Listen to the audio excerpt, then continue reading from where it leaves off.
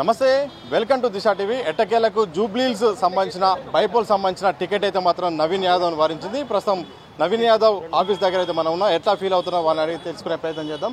మొత్తానికైతే మాత్రం కోలాహలమైన వాతావరణం అయితే జూబ్లీహిల్స్లో కనిపిస్తుంది. ఒకవైపు మూడు ప్రధాన పార్టీలు అయితే మాత్రం ఈ జూబ్లీహిల్స్ విషయంలో మాత్రం ఇటు ఫోకస్ చేసిన సందర్భంలో కాంగ్రెస్ పార్టీలో కూడా టికెట్ కోసం తీవ్ర స్థాయిలో పోటీ అయితే జరిగింది. ఈ పోటీ నేపథ్యంలో మొత్తానికి నవీన్ యాదవ్కి అయితే మాత్రం టికెట్ అయితే వరించి ప్రస్తుతం కొంతవారు ఉన్నారు, మాట్లాడే ప్రయత్నం చేద్దాం. అన్న, ఎంతో పోటీ ఉంది. అతిపెద్ద కాంగ్రెస్ పార్టీలో అధిష్టానం మీ పేరును వరించింది. ఎట్లా ఫీల్ అవుతున్నారు?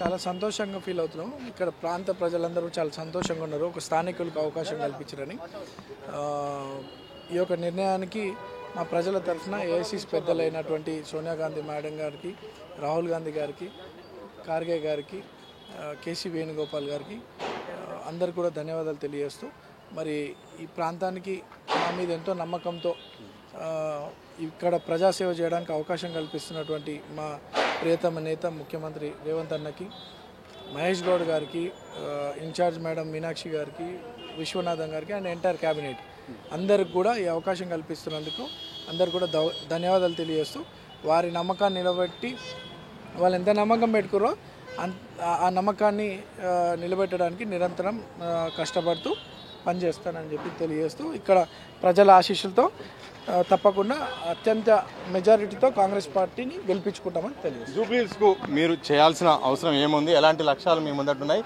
ప్రజలకు మీరు ఇచ్చే హామీ కానీ ఏంటి? 10 సంవత్సరాల నుండి ఈ ప్రాంతంలో ఎటువంటి అభివృద్ధి జరగలేదు. గత 10 సంవత్సరాలు బీఆర్ఎస్ పార్టీ ఎటువంటి అభివృద్ధి చేయలేదు.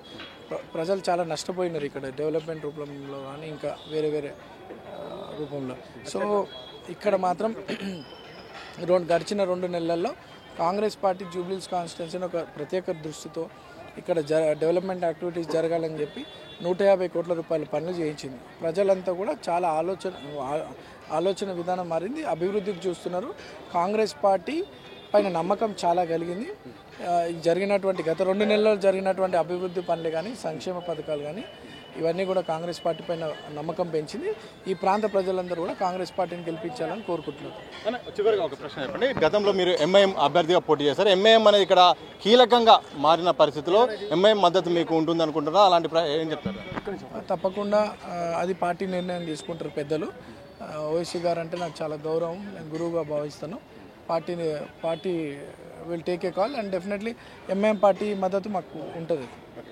మొత్తంగా ఇది నవీన్ యాదవ్ గారు ప్రధానం చెప్తుంది. ఎంఐఎం మద్దతు కూడా నాకు ఉంటుంది. తప్పకుండా కాంగ్రెస్ పార్టీ కూడా ఆ రకంగా ప్రయత్నం చేస్తుంది. జూబ్లీహిల్స్ నియోజకవర్గం అయితే గత 10 ఏళ్ళుగా మొత్తం కూడా అభివృద్ధికి నోచుకోలేదు. తప్పకుండా మేము గెలిపిస్తే మాత్రం అధికార పార్టీ కావడం వల్ల అభివృద్ధి కార్యక్రమాలు చేస్తాం. అలాగే ఇక్కడ ప్రజలతో ఉన్న సంబంధాల కారణంగా ఇక్కడ అభివృద్ధి పనులు కూడా నేను కూడా చేస్తాం. కాంగ్రెస్ పార్టీ ఎట్టి పరిస్థితుల్లో ఇక్కడ గెలిచే ప్రయత్నం కూడా చేస్తాం. తప్పకుండా మేము ఓటర్లు కూడా ఒకటే విజ్ఞప్తి చేస్తున్నాను, అభివృద్ధి లక్ష్యంగా ముందడుగేస్తాం.